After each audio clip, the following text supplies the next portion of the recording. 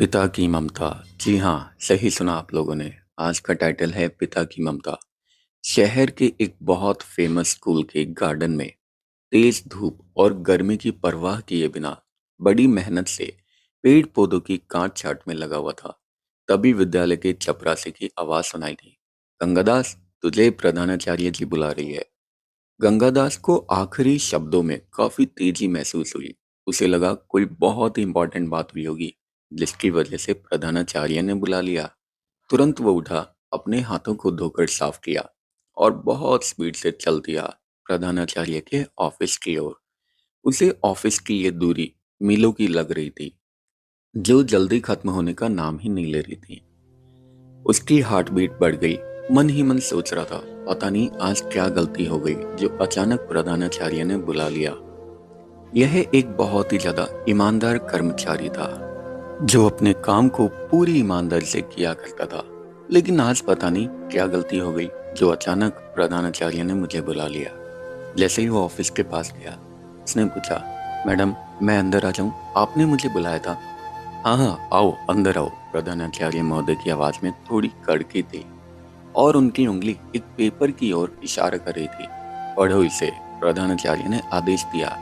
मैं लेकिन मैडम, मैं तो इंग्लिश पढ़ना जानता ही नहीं। गंगादास ने थोड़ा घबरा कर आंसर दिया। मैं आपसे माफी चाहता हूँ मैडम, यदि कोई गलती हो गई तो मुझे माफ कर दीजिए। मैं आपका और आपके विद्यालय का पहले से ही बहुत ऋणी हूँ। आपने मेरी बिटिया को इस विद्यालय में निशुल्क पढ़ने की इजाजत दी। कृपया मुझे एक और मौका दे। अगर मेरी कोई गलती हुई है तो मैं आपका हमेशा ऋणी रहूंगा। गंगादास बिना रुके घबरा कर बोलता जा रहा था। प्रधानाचार्य ने उसे टोका, तुम बिना वजह अनुमान लगा रहे हो। थोड़ा इंतजार करो, मैं तुम्हारी बिटिया की कक्षा अध्यापिका यानी क्लास टीचर को बुलाती हूँ। अब जब तक क्लास टीचर आ रही थी, वो टाइम उसे बहुत ही ज्यादा लंबा लग रहा था और गंगादास मन ही मन सोच रहा था, पता नहीं आज उसकी बिटिया से क्या गलती हो गई। कहीं उसे स्कूल से निकालने की बात तो नहीं हो रही। इतने ही टाइम में क्लास टीचर भी वहां पहुंच जाती है और प्रधानाचार्य ऑर्डर देती है क्लास टीचर को उस पेपर को पढ़ने का।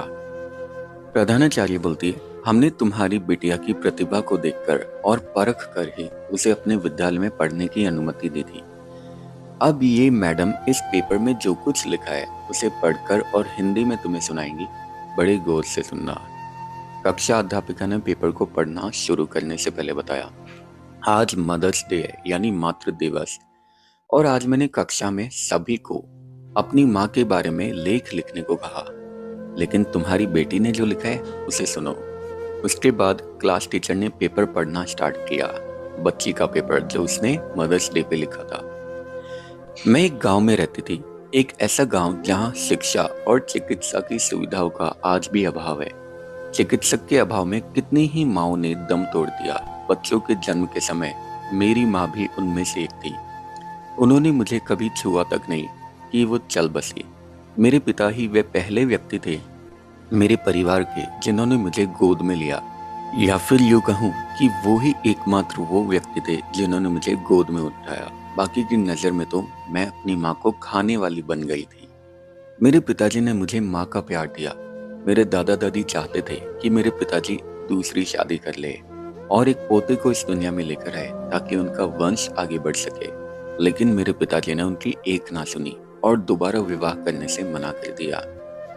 इस वजह से मेरे दादा दादाजी ने उन्हें अपने आप से अलग कर दिया और पिताजी सब कुछ, जमीन, खेती बाड़ी, घर, सुविधा आदि छोड़कर मुझे साथ लेकर शहर में आ गए। इसी विद्यालय में एक माली का काम करने लगे। मुझे बहुत ही लाड प्यार से बड़ा करने लगे। मेरी जरूरतों पर माँ की तरह हर पल उनका ध्यान रहता था। आज मुझे समझ आता है कि वे क्यों हर उस चीज को जो मुझे पसंद थी ये कहकर खाने से मना कर देते थे कि वह उन्हें पसंद नहीं है, क्योंकि वह आखिरी टुकड़ा होती थी। आज मुझे बड़ा होने पर उनके इस त्याग के महत्व का पता चला। मेरे पिता ने अपनी क्षमताओं में मेरी हर प्रकार की सुख सुविधाओं का ध्यान रखा और मेरे विद्यालय ने उनको यह सबसे बड़ा पुरस्कार दिया जो मुझे यहाँ निशुल्क पढ़ने की अनुमति मिली। उस दिन मेरे पिता की खुशी का कोई ठिकाना न था। यदि माँ प्यार और देखभाल करने का नाम है, तो मेरी माँ मेरे पिताजी है। यदि दया भाव माँ को परिभाषित करता है, तो मेरे पिताजी उस परिभाषा के हिसाब से पूरी तरह मेरी माँ है। यदि त्याग माँ को परिभाषित करता है, तो मेरे पिताजी इस वर्ग में भी सर्वोच्च स्थान पर है। यदि संक्षेप में कहूँ कि प्यार, देखभाल, दया भाव और त्याग माँ की पहचान है, तो मेरे पिताजी उस पहचान पर खरे उतरते हैं और मेरे पिताजी विश्व की सबसे अच्छी माँ है। आज मातृ दिवस पर मैं अपने पिताजी को शुभकामनाएं दूंगी और कहूंगी कि आप संसार के सबसे अच्छे पालक हैं। बहुत गर्व से कहूंगी कि ये जो हमारे विद्यालय के परिश्रमी माली है, वो मेरे पिता है। मैं जानती हूँ कि मैं आज की लेखन परीक्षा में असफल हो जाऊंगी, क्योंकि मुझे माँ पर लेख लिखना था और मैंने पिता पर लिखा। पर यह बहुत ही छोटी सी कीमत होगी उन सबकी जो मेरे पिता ने मेरे लिए किया। धन्यवाद। ये आखिरी शब्द पढ़ते पढ़ते क्लास टीचर का गला भी भर आया था और प्रधानाचार्य के कार्यालय में शांति छा गई। इस शांति में केवल गंगादास के सिसकने की आवाज सुनाई दे रही थी। बगीचे में धूप की गर्मी उसकी कमीज को गीला न कर पाई, लेकिन उस पेपर पर बिटिया के लिखे शब्दों ने उस कमीज को पिता के आंसुओं से गीला कर दिया था। वह केवल हाथ जोड़कर वहां खड़ा था। उसने उस पेपर को अध्यापिका से लिया और अपने दिल से लगाया और रो पड़ा। प्रधानाचार्य ने खड़े होकर उसे एक कुर्सी पर बैठाया और एक गिलास पानी दिया और कहा, गंगादास, तुम्हारी बिटिया को इस लेख के लिए पूरे 10 में से 10 नंबर मिले हैं। यह लेख मेरे अब तक के पूरे विद्यालय जीवन का सबसे अच्छा मातृ दिवस का लेख है। हम कल मातृ दिवस अपने विद्यालय में बड़े जोर शोर से मना रहे हैं। इस दिवस पर विद्यालय एक बहुत बड़ा कार्यक्रम आयोजित करने जा रहा है। विद्यालय की प्रबंधक कमेटी ने आपको इस कार्यक्रम का मुख्य अतिथि बनाने का निर्णय लिया है। यह सम्मान होगा उस प्यार, देखभाल, दया भाव और त्याग के लिए जो एक आदमी अपने बच्चे के पालन के लिए कर सकता है।